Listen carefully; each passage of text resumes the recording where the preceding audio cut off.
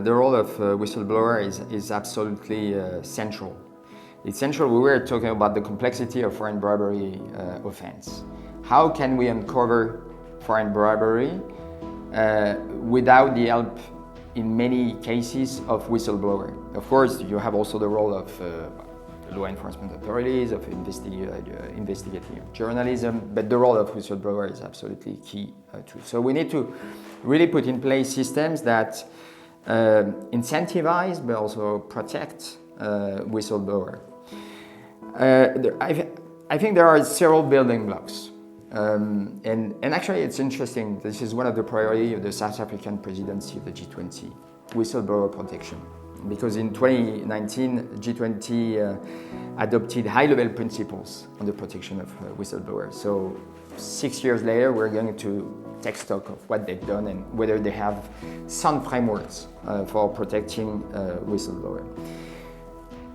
Few things, key building blocks. First, you need to have broad definitions of what a whistleblower is, what protected disclosure is, and also what retaliation is. So that, and the broader the better, because that's the way to avoid that indeed you can, in a way, escape the protection of whistleblower. The second aspect is also to have really, I would say, a safe place for a whistleblower to report. So you need really to have frameworks and also very tangible mechanisms for reporting persons to speak up, to report, without having the fear to lose anonymity. You need to put in place this kind of system. So it's a matter of having independent agencies that are in charge of processing those reports, to have also mechanisms online, offline for whistleblower to report safely. So that's the second aspect. And the third building block, which is absolutely fundamental, is really to protect whistleblower from retaliation. And we know that those retaliation can be really terrible. Of course, they can lose their jobs, but they can be also damage to their reputation, personal reputation. There can be financial repercussions for these people, with a litany of consequences at the private level for those persons, and this is therefore a disincentive to speak up.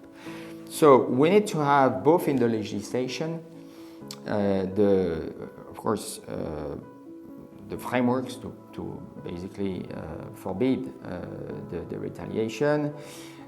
We need also to have systems so that we shift the burden of the proof onto the employers, in fact, so that they have to prove that they haven't retaliated against the whistleblower. We need also to have remediation. So financial remediation is absolutely essential.